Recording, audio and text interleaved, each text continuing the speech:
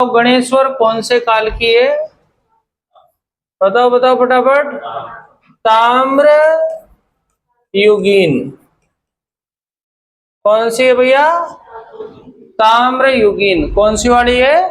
गणेश्वर वाली। सीकर जिले में है, कांतली नदी पर है। कौन सी नदी पर है? कांतली का प्रवाह क्षेत्र क्या कहलाता है बताओ? तोरावाटी। क्या कहलाता है? तोरावाटी। और इस एरिया में जो कांतली नदी के आसपास है वो यूरेनियम भी प्राप्त होता है। क्या प्राप्त होता है? क्योंकि यूरेनियम के भंडार राजस्थान में कौन सी नदी में पाए जाते हैं? कांतली नदी के प्रवाह में पाए जाते हैं। कांतली नदी से लेकर साबी, जिसको साइबी भी बोलते हैं, साइबी नदी पर एक सभ्यता है, उसका नाम क्या है? जोधपुरा की सभ्यता। कौन सी सभ्यता है? जोधपुरा की सभ्यता। वहां तक इस गणेश्वर सभ्यता का क्या है? विस्तार है। और इसी कारण इसे जोधपुरा गणेश्वर सभ्यता के नाम से जानते हैं। जोधपुरा गणेश्वर संस्कृति, यानी इन दोनों का आपस में क्या है? जुड़ाव है। अब बात आती है खोज। बातें बिल्कुल नहीं करें, चुपचाप अपना काम करें। खोज 1972 में आरसी अग्रवाल के द्वारा की गई है। किसके द्वारा? और उत्खनन जो है 1977 में आरसी अग्रवाल ने किया, साथ में विनय कुमार ने भी यहाँ पर उत्खनन किया। और इसका उत्खनन कुल मिलाकर के कितने स्तरों में हुआ?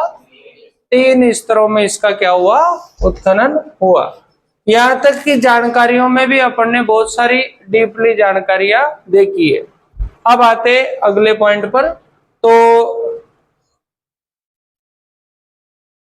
इसमें अपना नेक्स्ट पॉइंट जो था कि इसके उपनाम क्या क्या रखे गए गणेश्वर सभ्यता के। तो गणेश्वर सभ्यता के जो उपनाम है, क्योंकि यहाँ से 2800 ईस्वी पूर्व, कब के?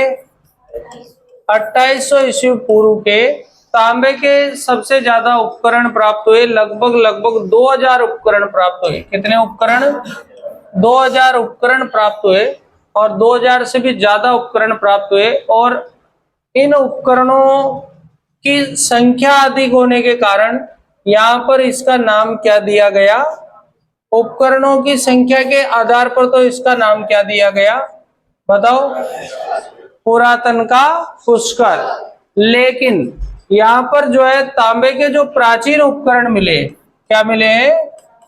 तो प्राचीनता के आधार पर जो नाम दिया गया है वो क्या दिया गया है? ताम्र सभ्यताओं की जननी। यानी कि यहाँ से जो 2800 ईस्वी पूर्व के उपकरण मिले हैं वो प्राचीन उपकरण है। और इसके अलावा उन उपकरणों में जो शुद्धता का लेवल है वो 99% है। कितना परसेंट है? 99% का लेवल है। उसमें 97% जो है अपने को क्या मिलता है? तांबा। और 1% क्या मिलता है अपने को? सीसा। और 2% क्या मिलता है अपने को? अन्य चीजें मिलती है। इस प्रकार से जो है मोटे तौर पर शुद्धता का लेवल कितना परसेंट माना गया? 99% माना गया। ताम्र संचय संस्कृति भी इसको कहा जाता है, क्योंकि इसने ताम्र चीजों का संचय करके रखा। और उत्खनन, और इसका जो समय है वो कितना रख देंगे अपन? 2800 ईस्वी पूर्व। 2800 ईस्वी पूर्व का समय हड़प्पा से पहले का समय है, क्योंकि हड़प्पा सभ्यता का समय हमें पता है। हड़प्पा का समय क्या है? तो हड़प्पा का समय जो है 2350 से बीसी से 1750 जो है वो बीसी का है। और अपन ने कालीबंगा का समय भी देखा था, तो वो कितना था? 2400 से 2200 बीसी। तो ये कालीबंगा का समय था। अपन ने आहड़ का भी देखा था। कहाँ का देखा था? आहड़ का। तो आहड़ का क्या था? तो आहड़ का 1900 से 1200 बीसी था। यानी कि इनमें अगर अपन सबसे प्राचीन ढूंढ रहे हैं तो वो कौन सी मिल रही है अपने को? गणेश्वर मिल रही है। और पूरे भारत में, राजस्थान में ही नहीं, पूरे भारत में जो प्राचीन ताम्र संस्कृतियां हैं उसमें नाम आता है गणेश्वर का और आहड़ का, दोनों का नाम आता है। तो ये है। इसके बाद में बात आती है अपनी कि यहाँ के जो प्रथम स्तर हुआ था, उस प्रथम स्तर में गणेश्वर सभ्यता में जो है मानव के जीवन की स्थितियां देखी गई। जैसे कि मानव का जो विकास हुआ है वो निम्न चरणों से हुआ। सबसे पहले मानव जो है बर्बर या यायावर जीवन जीता था। कैसा जीवन जीता था? यायावर। उसके पास न तो कुछ खाने का स्थायी था, न पहनने का स्थायी था, और न ही रहने का स्थायी था। उसी को ही क्या बोलते हैं? यायावर, मतलब बर्बर जीवन। जैसे न तो उसके पास रोटी थी, न उसके पास कपड़ा था, न उसके पास क्या था? मकान था। और तीनों ही चीजें उसके पास नहीं, भले वो किराए का हो या कैसा भी हो, या फिर सरकार ने इंदिरा रसोई या अन्नपूर्णा रसोई योजना चला के खिलाया, वो चीज अलग है। उसको तो जानकारी नहीं थी कि रोटी भी होती है, कपड़ा भी होता है, या फिर मकान भी होता है। तो ऐसा जो जीवन था वो कौन सा था? यायावर। तो इंसान जो है कोई सीख के नहीं आता है। जैसे ही धरती पर जन्म लेता है, जन्म लेते ही वो पहले बातें सीख जाता है। कोई भी बच्चे को रोना सिखाता है क्या? और वो जोर जोर से रोता है ना? फिर वो माता जी के नाम पुकारने लग जाता है ना? तो यहाँ पर धीरे धीरे जो पर्यावरण को देखकर सीखते हैं, सबसे ज्यादा जो नॉलेज आती है वो कहीं से आती है?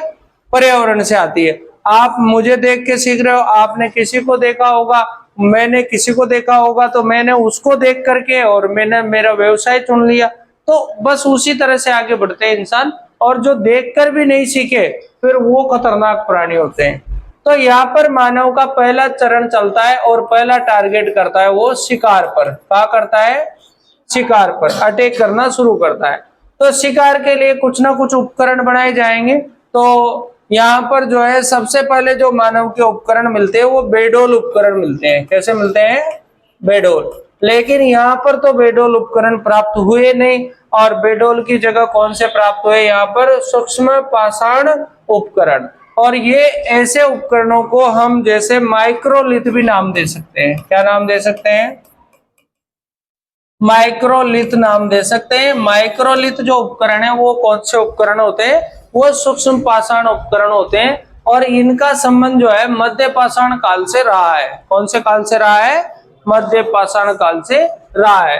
तो ऐसे यहाँ पर गणेश्वर में जो मानव ने ऐसे उपकरणों का प्रयोग किया, यानी कि सेकंड टाइप के उपकरणों का। ये फर्स्ट टाइप के हैं और ये सेकंड टाइप के कौन से हैं? माइक्रोलिथ। कौन से हैं भैया? माइक्रोलिथ। फिर थर्ड टाइप के उपकरण आएंगे जो थोड़े पॉलिशदार आएंगे और अच्छे उपकरण रहेंगे। तो यहाँ पर जो उपकरण तो मिले, इसे ही साथ में पशुओं के भी क्या मिले? यहाँ से शाक से प्राप्त हुए। तो ये पहला चरण तो इसके खाने पीने की व्यवस्था पे गया। काय पे गया? खाने पीने की व्यवस्था पे गया। दूसरे चरण में क्या किया गणेश्वर में? दूसरे चरण में धातुओं का उपयोग करना शुरू किया। क्योंकि यार अगर अपने पास कोई चीज पड़ी हुई है, ये पेन को मत पटको बेटा, तो ये अपने पास अगर कोई चीज पड़ी हुई है तो अपन उस चीज का जो है उपयोग करना चाहेंगे। जैसे मान लो अपने पास घर पे कबाड़ा पड़ा है। क्या पड़ा है? बचपन में देखा होगा आपने कबाड़े का, कुछ ने तो ऐसे छज्जा ही बना दिया, पर कोई ना कोई यूज कर लिया उसका, है ना? तो ऐसे ही इनके आसपास धातुएं थी और इनके आसपास जो है खेतड़ी जगह पड़ती है। खेतड़ी के अलावा खोद रीबा पड़ता है। तो ये खेतड़ी और खोद रीबा अलवर से ये उन धातुओं को मंगाते थे। और सबसे जो मुख्य धातु थी वो कौन सी थी? तांबा। तो ये तांबा धातु का उपयोग करने लगे। धीरे धीरे उपयोग किया तो इनको जानकारी होने लगी और उनको सबसे ज्यादा जरूरत काय की थी? रोटी की। तो इन्होंने क्या किया कि रोटी की तो थी सही, तो वो जो पशुओं को काटने में, उनको शिकार करने में उपकरणों की जरूरत है। तो सबसे पहले इन्होंने बाण फाण और ऐसी चीजें बनाई, कांटे बनाए ताकि उनमें पशु फंस सके। तो ऐसे इन्होंने बाण वगैरह का निर्माण किया। तो यहाँ से अपन ने बाणाग्र प्राप्त हुए। क्या प्राप्त हुए अपने को?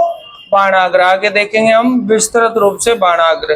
तो बाणाग्र मिले, कांटे मिले। क्या मिले? कांटे मिले, ये प्राप्त हुए। अब देखो खाने में इनको पता लग गया कि मछली को भी खाया जा सकता है। किसको खाया जा सकता है? मछली को। तो सबसे सस्ता सिस्टम है, जाओ मारो लाओ और तुरंत प्रोग्राम बनाओ। तो ये बहुत सरल प्रोसेस होती है मछली की। तो मछली के पीस वीस बनाना, सारी चीजें, कार्यक्रम शुरू कर दिया इन्होंने। अब देखो धीरे धीरे इन्होंने क्या किया कि पशुओं का महत्व समझ लिया। क्या समझ लिया? और आप सबको पता है कि कृषि और पशुपालन की शुरुआत मध्य पाषाण काल में होती है। कौन से काल में होती है? और कृषि की शुरुआत जो है नवपाषाण काल में होती है। कौन से काल में होती है? नवपाषाण काल में। तो यहाँ पर इन्होंने ये भी शुरू कर दिया। उसके बाद इनका जीवन चेंज हो गया। कैसा हो गया? स्थायी। यानी कि जब तक व्यक्ति को लोभ नहीं आएगा तब तक वो स्थायी नहीं रहेगा। आज आपने देखा होगा बिहार के लोग 12 में पढ़े हैं। कहाँ पढ़े हैं? क्यों पढ़े हैं भैया? उनके पास रोटी की व्यवस्था जमा रहे हैं। काहे की व्यवस्था?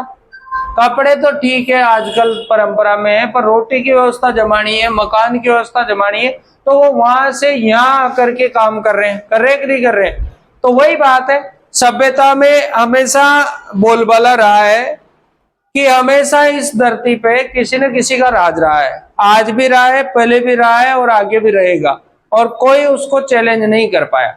आज जो व्यक्ति बड़े आदमी बन गए हैं उनका हर जगह बोलबाला है, उनसे प्रशासन भी डरता है, उनको वो फर्जी काम करे तो भी उनका बोलबाला है। ठीक है, तो लेकिन अब कुछ ईमानदार लोग हैं, उनको रोजगार नहीं मिल पाता, और नहीं मिल पाता तो वो इधर उधर जाकर के क्या करते हैं? रोजगार करते हैं। उसको उनका भी स्थायी जीवन नहीं है, पर फिर भी उनका मूल निवासी प्रमाण पत्र किसी न किसी का जगह का बना हुआ है, तो वो कौन से जीवन में काउंट हो जाएंगे? स्थायी जीवन में काउंट हो जाएंगे। अब आते हैं अपन यहाँ से क्या क्या प्रमाण प्राप्त हुए। तो अब देखते हैं इसमें, तो ये हो गया अपना। अब ये अगला पॉइंट आता है कि यहाँ से क्या क्या प्रमाण प्राप्त होते हैं। तो देखिए, सबसे पहले यहाँ पर जो झोपड़ियां मिलती है वो कैसी मिलती है? गोलाकार। गोलाकार आवास यानी कि गोल झोपड़ियां प्राप्त होती है। ये मर्दबांड बहुत इंपॉर्टेंट है। कौन से है? कपिसवर्णी गेरिक बांड। कैसे बांड है? Gericke bond.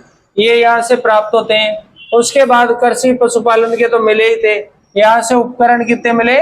2000 प्लस, और उनमें क्या मिला? तीर बाणाग्र। क्या मिला? तीर बाणाग्र। इसके अलावा मछली पकड़ने का कांटा, और इसके अलावा छल्ले, दंड, चूड़ियां, कलश, इनकी भी प्राप्ति हुई। तो यहाँ पर ये सारे प्रमाण मिले, जिनमें सबसे इंपॉर्टेंट कौन सा है? गेरिक या कपिसवर्णी बांड। ये प्राप्त होते हैं अपने को कहां से? गणेश्वर से। तो ये मिल गए। इसके बाद में जो इनका जो तीसरा स्तर चलता है, कौन सा स्तर चलता है? तीसरा स्तर। तो ये जो तीसरे स्तर में खुदाई होती है, तो उसमें जो फिर मिला तीसरे में तांबा। तो ये बताओ, पहले में क्या मिला? शिकार। पहले में क्या मिला? और सूक्ष्म पाषाण उपकरण। दूसरे में क्या मिला? दूसरे में बांडा। याद कर लो, क्या मिला? बांडा, कृषि और पशुपालन।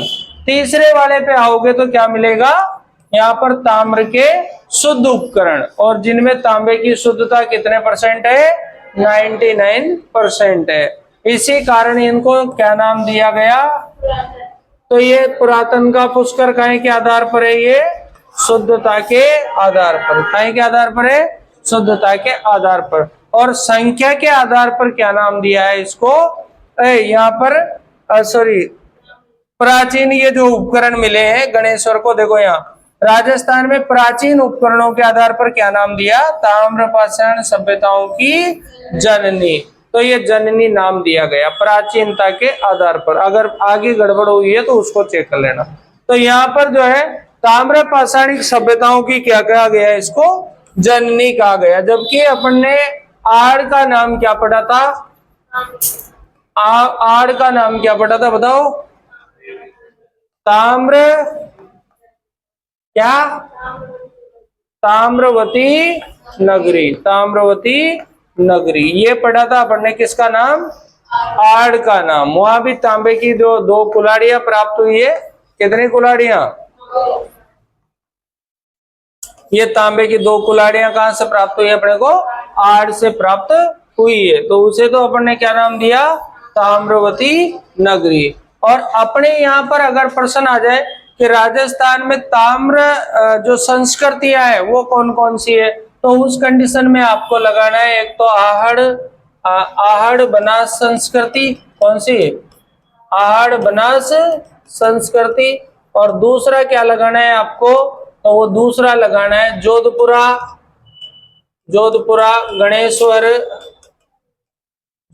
गणेश्वर संस्कृति। ये अपने राजस्थान में कौन सी संस्कृतियां हैं? ये ताम्र संस्कृतियां हैं, ताम्रयुगीन संस्कृतियां हैं। इसके बाद में अपन ने जो है देखा था कि यहाँ के लोग जो है ताम्र का क्या करते थे, आयात करते थे। और ताम्र का आयात ही कहां से करते थे, तो गणेश्वर के लोग खेतड़ी और खोदरीबा से तांबे का क्या करते थे, आयात करते थे। और उनके जो उपकरण बनते थे उनको क्या करते थे, ये निर्यात करते थे। सिंधु सभ्यता के जो पास पास के स्थल है जिनमें आपका नाम आ जाता है हड़प्पा, मोहनजोदड़ो, क्या नाम आ जाता है, मोहनजोदड़ो। उसके बाद नाम आ जाता है यहाँ पर कालीबंगा। कौन सा नाम आ जाता है, कालीबंगा। ये 3 प्रमुख स्थलों को याद कर लो तुम तो, हड़प्पा, मोहनजोदड़ो और कालीबंगा। इन स्थलों को क्या करते थे, ये उपकरणों का निर्यात करते हैं। इसका मतलब ये तो कंफर्म हो रहा है कि कालीबंगा सभ्यता भले ही कांस्य युगीन है, कौन से युगीन है, कांस्य युगीन है, फिर भी इनका संबंध गणेश्वर से रहा है। कांस्य युगीन है, फिर भी इनका संबंध कहां से रहा है, गणेश्वर से रहा है। और कौन सा संबंध रहा है, तो व्यापारिक संबंध रहा है, क्योंकि यहां से इन्होंने किसी न किसी प्रकार से तो चीजें मंगवाई होगी। कोई चीज आई तो पैसा नहीं दिया, तो कोई चीज दी होगी, तो किसी भी प्रकार से व्यापार किया था। तो ये जो कांस्य युगीन सभ्यता है और इसका टाइम और अपने जो है गणेश्वर का टाइम 400-500 साल का डिफरेंस आता है। कितने साल का, यानी कि आसपास ही मामला था। उसके बाद आते हैं कि राजा यहाँ के जो मकान है वो केवल लिखा है अपन ने, केवल काय के बने थे, पत्थर के बने थे। और ईंटों का प्रयोग बिल्कुल भी नहीं मिलता है, जबकि पत्थर के मकान अपने को आड़ में प्राप्त होते हैं। आड़ में अपने को पक्के मकान भी मिलते हैं और कच्चे मकान भी मिलते हैं, पर वहां पर धूप में पकाई गई ईंटों का क्या प्राप्त होता है, प्रयोग प्राप्त होता है। कौन सी जगह पे, आड़ में। तो आड़ में जो ईंटें हैं वो काय में पकाई हुई है, धूप में पकाई हुई है। ऐसी ईंटें अपने को कहां से प्राप्त होती है, आड़ से प्राप्त होती है। सांस्कृतिक संबंध की बात करते हैं तो ईरानी शैली के यहाँ पर बर्तन प्राप्त होते हैं। और इससे पहले जब अपन ने आड़ पढ़ा था, कौन सी जगह पढ़ी थी, आड़, तो आड़ में भी अपन ने देखा कि वहां पर भी ईरानी शैली के क्या प्राप्त होते हैं, ईरानी शैली के वहां पर भी क्या प्राप्त होते हैं, बर्तन प्राप्त होते हैं, जिनमें जो है बिना हत्थे के क्या प्राप्त होते हैं, बिना हत्थे के जल पात्र प्राप्त होते हैं। बिना हत्थे के जल पात्र, कौन से पात्र प्राप्त होते हैं, जल पात्र। कौन से हत्थे के, बिना हत्थे के। ये बिना हत्थे के जल पात्र अपने को कहां से प्राप्त होते हैं, तो ये आड़ से प्राप्त होते हैं। किंतु अगर बात आती है कि क्या ईरानी शैली का संबंध गणेश्वर से भी रहा है, तो फिर अपने को यस करना पड़ेगा। और यहां से अपने को प्राप्त होता है नालीदार प्याला। कौन सा प्याला प्राप्त होता है, नालीदार प्याला। तो नालीदार प्याला अपने को कहां से प्राप्त होता है, गणेश्वर से। और जबकि ईरानी शैली के जो है बर्तन अपने को प्राप्त होते हैं आड़ से। तो यहाँ पर एक क्वेश्चन पेपर में ये बना देता है कि निम्न में से राजस्थान की कौन कौन सी संस्कृतियां हैं जिनका सांस्कृतिक संबंध जो है वो ईरान से रहा है। तो उसमें अपना उत्तर क्या आएगा, गणेश्वर, और कौन सा आएगा, आड़ आएगा। इसके अलावा भी अगर प्रश्न बनाता है कि भाई यूनानी शैली के जो सिक्के हैं या फिर यूनान से संबंध है वो कौन कौन से स्थलों के प्रकट होते हैं, तो उस कंडीशन में जो उत्तर आएगा वो आएगा एक तो आड़ का और एक आएगा आपके बेराट का। कहाँ का आएगा, बेराट का, क्योंकि बेराट से यूनानी सिक्के प्राप्त होते हैं और अपने यहाँ पर जो है आड़ से भी सिक्के प्राप्त होते हैं। आड़ से 6 सिक्के प्राप्त होते हैं, जबकि बेराट से कितने प्राप्त होते हैं, तो बेराट से टोटल मिलाकर के 28 और 8 कितने हो जाएंगे, 36। तो वहां पर कितने प्राप्त होते हैं, 36 प्राप्त होते हैं। तो 36 उधर मिलते हैं और यूनानी शैली से संबंध वहां का भी मिलता है। तो इस प्रकार से अपन देख सकते हैं कि आड़ का संबंध और बेराट का संबंध, दोनों का संबंध कहां से दिखाई देगा, यूनान से दिखाई देगा। जबकि अगर बात करें अपन मेसोपोटामिया से, तो मेसोपोटामिया से व्यापारिक संबंध जो दिखाई देगा वो कालीबंगा का दिखाई देगा। किसका दिखाई देगा, कालीबंगा का, क्योंकि कालीबंगा से अपने को मेसोपोटामिया की एक बेलनाकार मोहर प्राप्त हुई है। और उसी बेलनाकार मोहर के आधार पर हम साबित करते हैं कि कालीबंगा के लोगों का संबंध जो है मेसोपोटामिया की सभ्यता जो दजला और फुरात नदियों के बीच में स्थित है वहां से संबंध रहा होगा। ठीक है, इसके बाद में अपना लास्ट पॉइंट था कि भाई यहाँ पर जो है मछली पकड़ने का भी क्या प्राप्त होता है, संकेत प्राप्त होता है, क्योंकि यहाँ पर मांसाहारी जीवन की भी जानकारी अपने को मिलती है। तो एक यहाँ पर जो है पत्थरों का जो है बांध प्राप्त होता है। कौन सा बांध प्राप्त होता है? पत्थरों का बांध प्राप्त होता है। और उस पत्थरों के बांध से ये प्रूफ होता है क्योंकि यहाँ से जो है मछली पकड़ने का क्या मिला है, मछली पकड़ने का कांटा मिला है। क्या मिला है? मछली पकड़ने का कांटा प्राप्त हुआ है। और अगर मछली पकड़ने का जब कांटा भी मिला है तो फिर ये जो बांध बनाया था इसमें ये मछली को पकड़ते भी थे, तो एक तरह से ये भी प्रकट होता है कि ये मछली का पालन भी करते होंगे। कौन सा पालन? मछली का पालन। तो यहाँ पर मछली पालन, मछली पकड़ना, मछली खाना या फिर मांसाहारी के संकेत जो अपने को प्राप्त होते हैं वो कहाँ से प्राप्त होते हैं? तो आंसर क्या आएगा? गणेश्वर से आएगा। तो अब अपन यहाँ पर देखते हैं कि संयुक्त परिवार के संकेत कहाँ से प्राप्त होते हैं। तो संयुक्त परिवार के संकेत कहाँ से प्राप्त होते हैं? तो एक तो आड़ से प्राप्त होते हैं और एक कहाँ से प्राप्त होते हैं, और एक काली बंगा से भी प्राप्त होते हैं। कौन से परिवार के? संयुक्त परिवार के संकेत प्राप्त होते हैं। कहाँ से प्राप्त होते हैं? आड़ से और कालीबंगा। लेकिन कालीबंगा से प्राप्त संकेत अस्पष्ट है और आड़ से प्राप्त संकेत क्या है? स्पष्ट है। तो स्पष्ट संकेत कहाँ से है?